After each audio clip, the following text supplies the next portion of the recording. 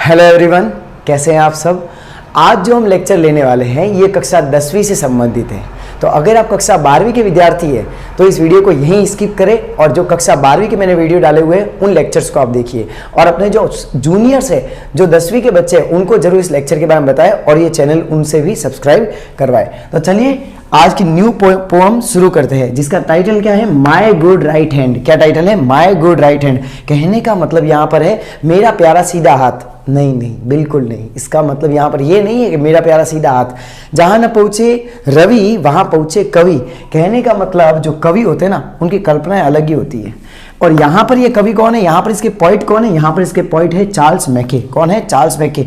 यहाँ पर इनका टाइटल है माय गुड राइट हैंड। यहाँ पर इसका मतलब ये है मेरा कठिन परिश्रम, मेरा सेल्फ कॉन्फिडेंस। उसके ऊपर ये लिखी गई है कि अपने सेल्फ कॉन्फिडेंस के ऊपर और अपने कठिन परिश्रम को इंसान को विश्वास करना चाहिए, उसके बारे में ये पोएम है। तो चलिए शुरू करते हैं। फर्स्ट स्टैंजा में क्या दिया हुआ है, I fell into grief and began to complain.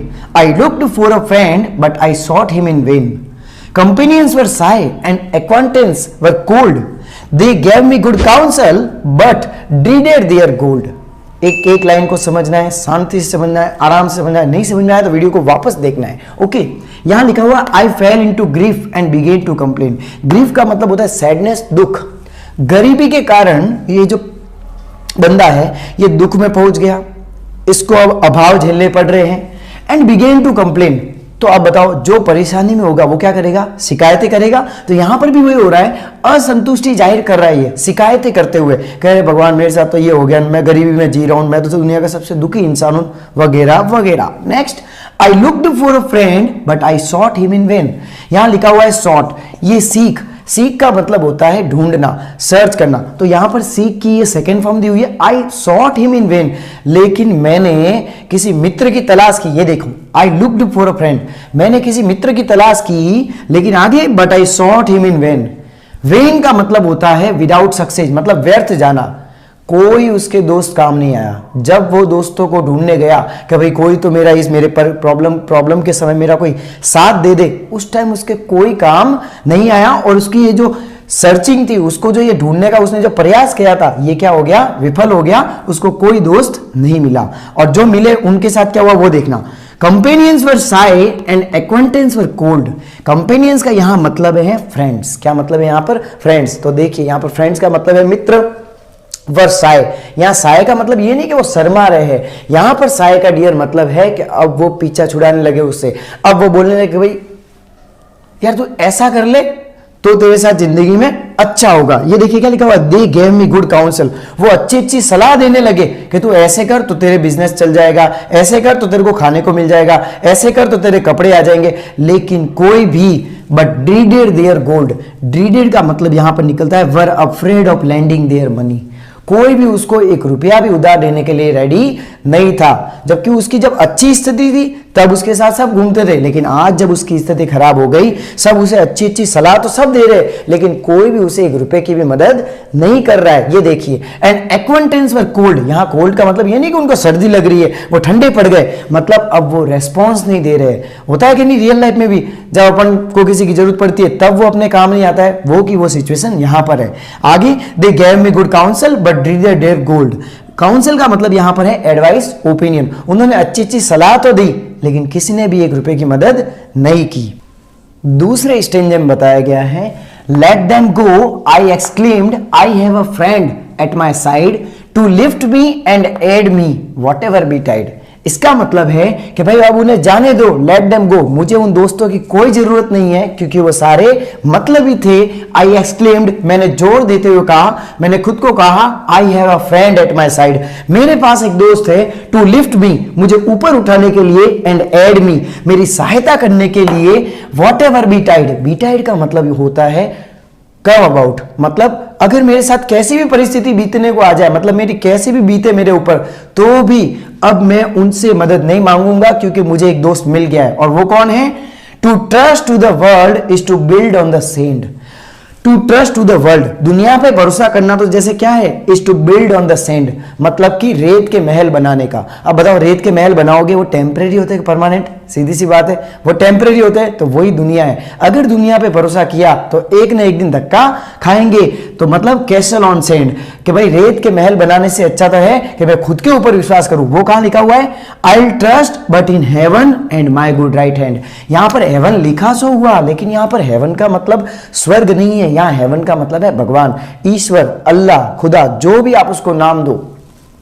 I will trust but in heaven, कि मैं भगवान पे विश्वास करूंगा, और and my good right hand. यहां राइट हैंड का मतलब मैंने पहले ही बताया आपको शुरुआत में, इस पोएम में राइट हैंड का मतलब सीधा हाथ नहीं है। यहां राइट हैंड का मतलब क्या है, अपना कठिन परिश्रम, हार्डवर्क और सेल्फ कॉन्फिडेंस और खुद के ऊपर विश्वास, कि भले चाहे मेरे साथ कुछ भी हो जाए, मैं तो अब दुनिया से लड़ूंगा, मैं अपनी जिंदगी को सफल बनाऊंगा।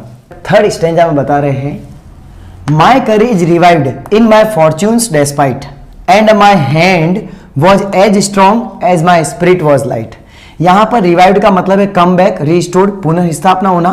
फॉर्च्यून्स डेस्पाइट, इसका मतलब है इन स्पाइट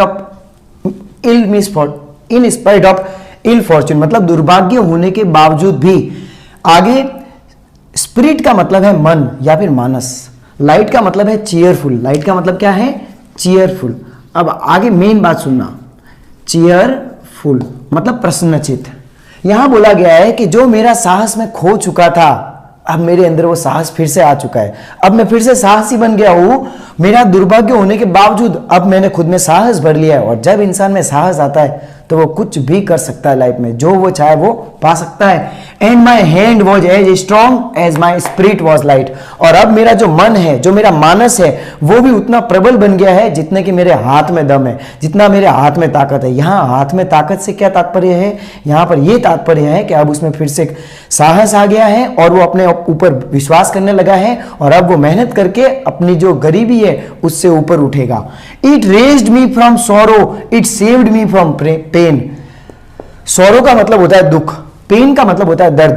कि ये जो मेरा कठिन परिश्रम है, ये जो मेरा आत्मविश्वास है, अब जब उसने मेहनत की तो उसके पास क्या क्या आएगा, उसका दुख दर्द चला जाएगा और उसको खाने पीने को मिलेगा, रहने को मिलेगा, रोटी कपड़ा मकान, जो बेसिक नीड्स है। कहने का मतलब अब उसे गरीबी वाला जीवन जीने की जरूरत नहीं है।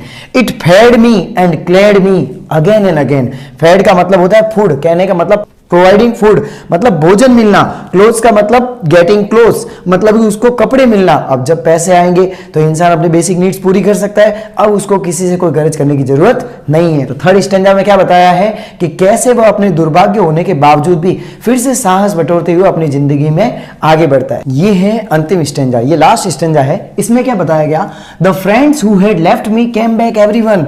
जो मेरे दोस्त थे जो मुझे छोड़ के चले गए थे ना, अब वो सारे के सारे एक एक रिटर्न आ रहे हैं कि ले भाई मैं तेरी मदद करूं, ले मु तारी मदद करूं, ले मु तारी हेल्प करूं। लेकिन हमें वरना करनी जरूरत को नहीं, अब उसको किसी की भी जरूरत नहीं है। And darkest advisers looked bright as the sun.